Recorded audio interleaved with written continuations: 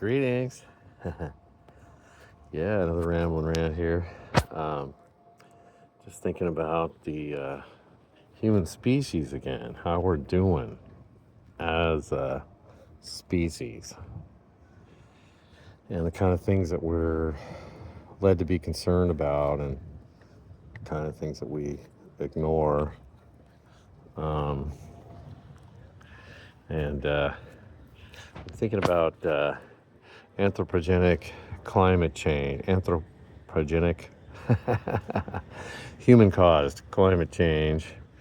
Um,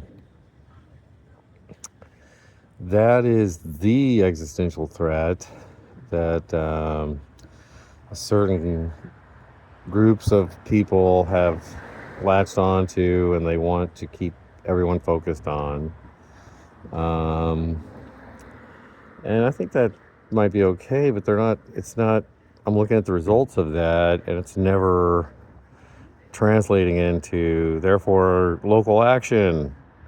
And we finally confront the real estate lobby and take back some land here.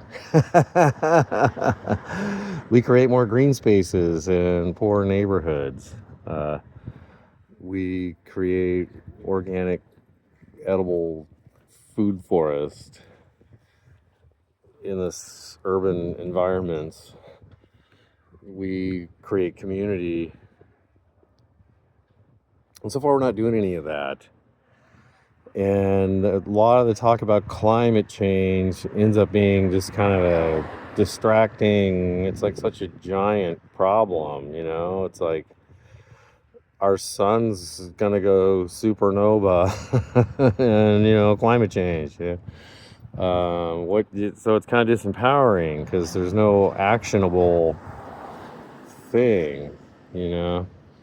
And what is the threat to the species right now? I think the threat to me, to my class, kind of in the near future, and then which I think will also translate to a threat to the species as a whole, maybe, is AI-driven digital solutions that certain people have planned out for us. It's not the AI. But it's not going to be some Skynet gone crazy. But what it will be is some elite cabal of hedge fund elites, same people that voice lies on the media now, and kind of run things and start wars and keep wars going forever and do regime changes and stuff like that. The AI in their hands means like digital slavery for a good portion of the planet unless they fight back. Wow, that was incredible. Nice. So that scared me. It fired from down the street and went off right over my building. Wow. Stadium firework. How do people get these stadium fireworks? It's crazy. Or make them. But anyway, so what I'm saying is that there are existential threats, and also the pace of novelty has reached a point where we're facing too many new novel things. And here goes. Oh man, I missed that anyway. So yeah, the pace of change and fundamentally, disturbing change that disrupts what you're used to, what's normal, it's too much now. It's too fast.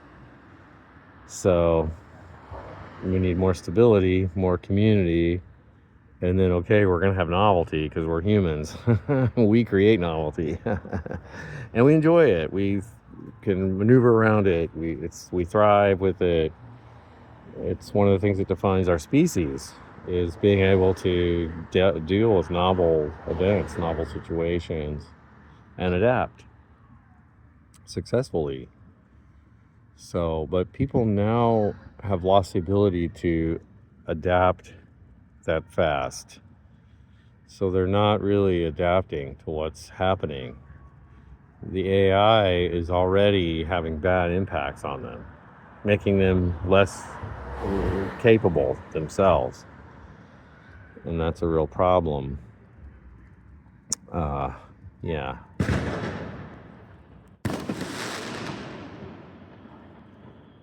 Right on. So that's cool. So anyway, but the humans need to be able to, things are happening, major things happen, and then we never seem to square it away, get the details right? It's a real problem, lack of details, lack of follow through. So problem democracy, 2000, horrible dimple chads, stop the vote, stop the count, Roger Stone.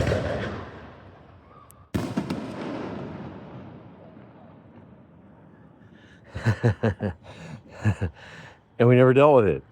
We never just, oh, look, bummer. Whoa, shit. Looked like a bad thing happened. That election sucked.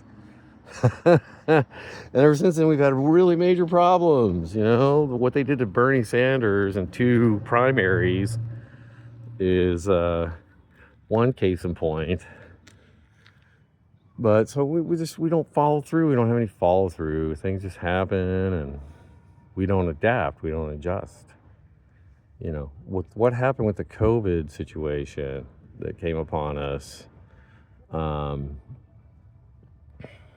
with what the authorities did with that, and with what this sort of I want to say Dr. Fauci, Dr. Barrick, Peter Daszak, Eco Health Alliance,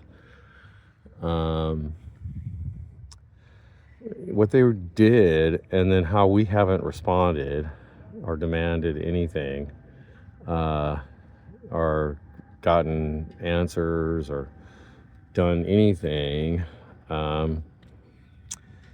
it makes us vulnerable. We're now vulnerable. So that means that's the part where we're not adapting.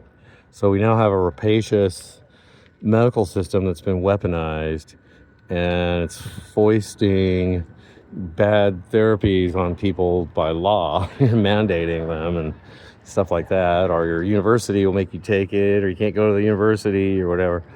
So we're in this situation, and we haven't adapted to it. We haven't acknowledged it, and we're not adapting to it. And so that's a problem. See what I mean? That's more of a situational thing that we need to have situational awareness and respond to. And then talking about climate change, which is a phrase coined by a Republican PR professional named Frank Luntz, as a distraction, as a distracting concept.